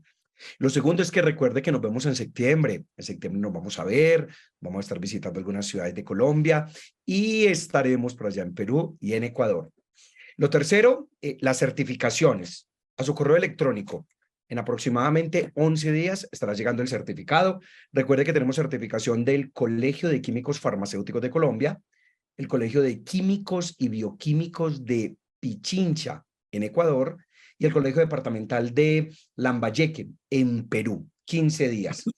Y bueno, mire, si yo me pusiera a saludar, me quedaría toda la noche, porque estamos hablando de casi más de 2.000 personas conectadas, más el auditorio que tenemos en Bogotá de casi 300 personas, pero no quiero ser grosero, quiero saludarlos, mencionarlos, a John Droguería Viva Bucaramanga, a Elio Reyes en Perú, a John de Pastel en Medellín, a Karen Coloma de Salud Viva en Ecuador, a Amalia de Farmapiel en Manizales, a Lucy de Perú, a Esther de Bello, a Wendy Cabezas de Ecuador, a Pedro de Cali, a Dalila de la farmacia Bonilla de Ecuador, David de Armenia, a Fanny de Cajamarca desde Perú, a José Rojas de Ambato en Ecuador, Reinaldo Salazar Ecuador, Sandra Popayán, Mariela de Melgar, Malena desde Meta de Guaymaral, a Carmen desde Cúcuta, Lady Viviana del Guacarí en el Valle del Cauca, Neidy de Chimbote, Perú, María de las Mercedes de Sendy Pharma. Me quedaría toda la noche,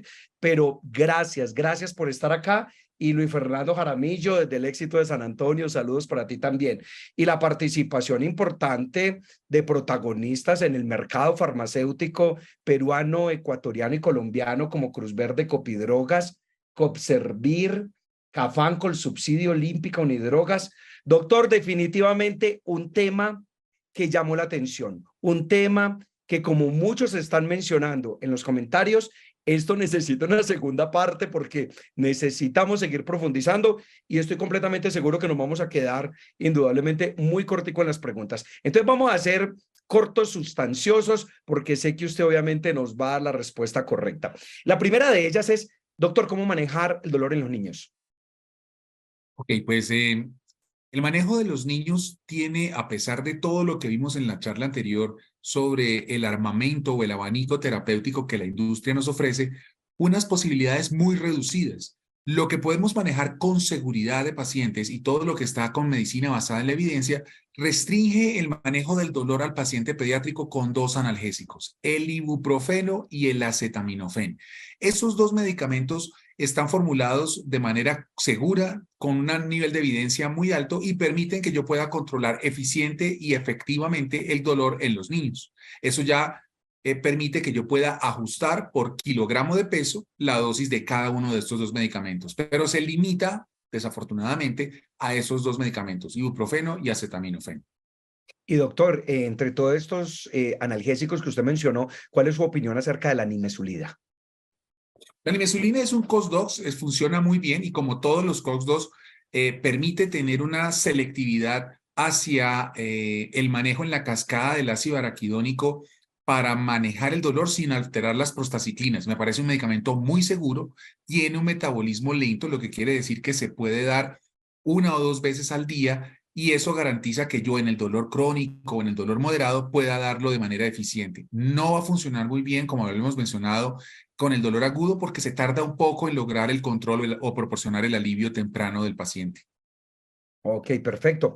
¿Y qué otras formas podrían existir para controlar el dolor fuera de analgésicos antiinflamatorios? ¿Cuáles sugeriría usted también? Claro, acuérdense que aún los artículos mencionan dos cosas importantes en el dolor agudo. Yo creo que un artículo muy interesante, no lo puse en la presentación, pero habla sobre que todos los servicios de urgencias deberían tener hielo, porque el hielo las primeras 24 horas maneja el trauma y maneja el dolor agudo traumático de manera muy eficiente y permite que usted ahorre medicamentos. Eso querría decir que usted con ese hielo podría contener el proceso inflamatorio y ahorrar analgésicos. A esto le podemos añadir la fisioterapia temprana. En la medida en la que yo necesite recuperar y cicatrizar más rápido, lo que se ha demostrado es que en la medida en la que yo empiece con ejercicios y fisioterapia más temprano, voy a tener una cicatrización más eficiente con un control del dolor ahorrando analgesia. Existe terapias multimodales que permiten que yo pueda recurrir a varias alternativas, la fisioterapia, el hielo, el TENS, que es electricidad para poder estimular procesos de migración cicatrizal, y hay muchísimos otros en los que yo podría recurrir entonces a esa terapia multimodal. Excelente. Usted habló mucho acerca de por ejemplo, los opioides, el acetaminofén y los AINES. ¿Qué tan buenas son esas combinaciones? ¿Usted qué opina de eso? Excelente. Desde 1993, cuando se presentó la propuesta de terapia multimodal a la FDA, se han venido evolucionando el hecho de que podamos ver, y quiero que recuerden entonces todos, que nosotros tenemos diferentes momentos y puntos en los que puedo, durante la ruta del paciente, afectar el dolor en la transducción, en la conducción y en la integración límbica.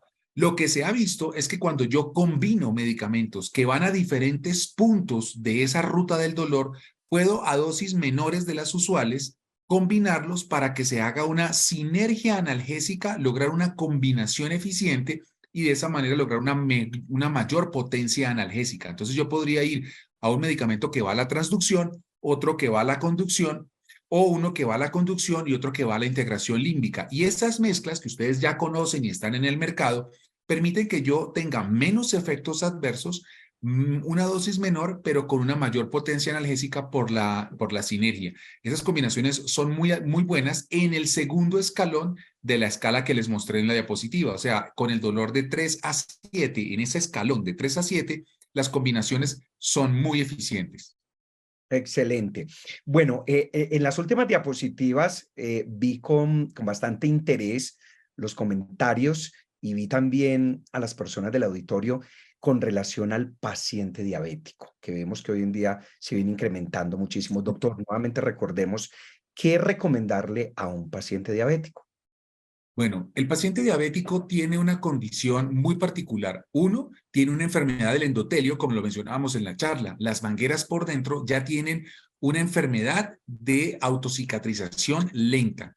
A eso le debemos sumar que la sangre que está acaramelada, como lo describimos en la charla, disminuye los procesos de alertamiento cicatrizal, y al disminuir los procesos de alertamiento cicatrizal, esa persona responde lento a todo lo que significan los procesos inflamatorios o de sistema inmunológico. Eso hace que cuando yo doy un AINE, y ese AINE lo doy por tiempos muy prolongados, pueda alterar aún más el proceso cicatrizal. Por lo tanto, en los diabéticos tengo que ser muy específico en evitar que esos AINES me hagan una lesión a nivel del riñón, me hagan una lesión a nivel del corazón, me hagan una lesión a nivel endovascular, y debo ser muy corto en el manejo o muy preciso, entonces, para el manejo del dolor con AINES en esos pacientes. Es un paciente muy delicado. Si yo creo que ese paciente necesita algo más, lo mejor que puedo hacer es mandarlo al médico. Ok, vamos a nuestra realidad diaria, doctor. Vamos a lo que pasa detrás de un mostrador. Y aquí la mejor respuesta va a ser la suya como profesional de la salud. ¿Realmente yo puedo recomendar productos de prescripción médica para el dolor? No. Yo no, o sea, una de los mensajes claros que quiero que se deje en esta charla es que no estamos autorizando ni la prescripción ni la formulación de ningún medicamento. Necesitamos estudiar mucho para poder llegar a ser un formulador de medicamentos. Nos pasa aún con médicos ya graduados que es necesario recordarles lo que tienen que considerar a la hora de una formulación. Aquí estamos hablando de tener una sinergia y una alineación segura a la dispensación del medicamento que viene con formulación. Sí, tienes razón, Gustavo, y aquí tenemos una realidad que afrontar, y es el hecho de si el paciente tiene o no acceso a una salud pública sana que le permita tener una formulación segura. En ese momento, y con base en lo que hemos hablado en todo lo largo de este tiempo, yo lo que quisiera que consideraran es que más que atreverse a formular, es que puedan tener una selección correcta del paciente correcto, reconociendo los riesgos y las probabilidades de complicaciones que puede tener si no saben formular. Definitivamente, si tienen dudas y no pueden tener ese raciocinio o esa conciliación, ese paciente debe ir al médico. Excelente, excelente. Me quedo nuevamente y por tercera vez lo repito, siendo suya la primera. No podemos ser ignorantes con iniciativas. Tenemos que llegar a un momento de poder estudiar completamente. Y ojo, el hecho de que estudie tampoco quiere decir que lo vaya a hacer. Remitir al profesional de la salud en este orden de ideas al médico. Bueno, y también en las últimas diapositivas estuvo usted profundizando. Lástima que el tiempo no nos alcanzó mucho, pero eso lo haremos en la segunda vez. En el tema de la migraña. Doctor, ¿cuál es el efecto de la cafeína en el dolor? Ok, muy interesante. Recuerden que la cafeína es un antagonista de la adenosina. La adenosina es una sustancia que se produce en el cerebro para tratar de proteger el cerebro. Cuando usted tiene un trauma, cuando usted tiene un estrés, cuando usted tiene algo que agrede o genera injuria en el cerebro para protegerse y evitar tener conducciones, activaciones neuronales y electricidad al máximo, trata de disminuir la actividad neuronal, y al disminuir la actividad neuronal, eso se medía, se regula con adenosina. Por lo tanto, la adenosina va a generar sueño. La cafeína lo que hace es antagonizar la adenosina en el cerebro, y eso va a generar que usted, si tiene una migraña o tiene una cefalea, pueda regular el hecho de que las activaciones vasculares que ese cerebro estaba necesitando, pues se disminuyan, y al disminuirse se disminuye el estímulo doloroso, y por eso la cafeína podría tener ese efecto analgésico que hemos visto en muchas combinaciones. Recuerde que la cafeína no actúa sola, la cafeína viene siempre en combinaciones, y es por ese efecto. Ok, excelente. Y hablando de sueño, cuénteme cuál sería el horario ideal para uno poder recomendar o sugerir la ingesta del medicamento, el analgésico, en el día. Qué ¿Cuándo sería? pregunta tan interesante. Yo quiero que entiendan que el sueño genera un descanso reparador a la hora de poder controlar procesos inflamatorios y cicatrizales. De manera que si uno necesita un analgésico, va a ser durante la hora diurna para poder lograr que la actividad física no incremente el dolor. Por eso, la toma de los analgésicos debería ser a la hora en la que yo tengo la vigilia, a la hora en la que yo estoy despierto, para que yo pueda ser tolerable la actividad física sin dolor. Si yo ya estoy por acostarme, son las 8 de la noche y yo ya no voy a tener más actividades, lo que debo dejar es que el proceso cicatrizal, el proceso inflamatorio que va a ocurrir durante el proceso en el que yo estoy dormido, se lleve a cabo de una manera más fisiológica y más natural sin que yo sienta dolor, porque dormido no estoy sintiendo dolor. Excelente. Yo quisiera leer todas las preguntas que están aquí, pero ahí sí que nos coge el sueño prácticamente, con lo cual lo vamos a dejar para esa segunda vez y para que nuestros amigos cuando vean la ponencia en el canal de YouTube o en www.genfar.com, ahí también les puedan dejar que quién quita que podamos ir resolviendo. Finalmente, una muy importante, por favor aclárenos nuevamente ese proceso de las equivalencias químicas, farmacéuticas y terapéuticas, que tengamos claro cuando nos está preguntando el cliente, el paciente, acerca de genérico, marca, esto y lo otro. Ok, acuérdense que equivalencia química está hablando de que las dos sustancias tengan el mismo principio activo. Las dos deben tener diclofenaco.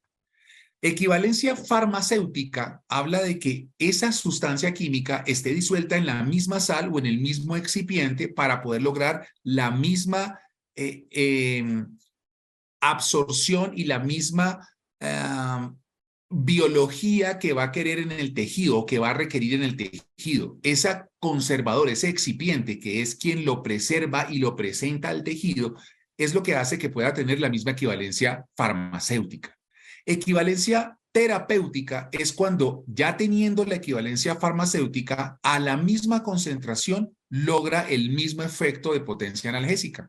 Así de simple, eso es equivalencias farmacéuticas y terapéuticas. Y es muy importante porque es la forma en la que yo, al conocer y leer los insertos en los medicamentos, pueda estructurar el discurso con el que le explico al paciente las equivalencias de estos medicamentos que le estoy dispensando. Perfecto, doctor. Academia Genfar es consciente de la importancia que tiene usted en su farmacia, en su droguería, en su botica, en su botiquín, del papel fundamental que hace en la dispensación de un medicamento. Y por esto está generando estos espacios. Y por eso estamos invitando a profesionales de la salud como como el doctor Juan, que nos viene a enseñar, que nos viene prácticamente a entregar esas herramientas para poder preservar la vida de cada uno de los pacientes. Así como el médico tiene su juramento hipocrático, también debemos tener nosotros una responsabilidad. ¿Es bueno vender? Claro que sí, pero qué mejor que vender con responsabilidad, con ética, con también ese juramento hipocrático que al interior de la droguería debemos tener, porque más que una venta es preservar, es salvar vidas. Y estos son los espacios donde nosotros como Genfar, en Academia Genfar, quedamos completamente agradecidos por su participación. Más de 2.500 personas conectadas. Doctor, nos volvemos a ver. Muchas gracias. ¿Algún mensaje final para todos nuestros amigos de las farmacias, droguerías que nos acompañaron en el día de hoy? Pues mire, yo creo que el mensaje más importante está en que esta charla demostró que nos toca estudiar. Esta charla demostró que hay muchas lagunas que tenemos que resolver y Sí. que estar detrás de un mostrador en la farmacia tiene una responsabilidad que debo asumir con respecto a la gestión segura de medicamentos.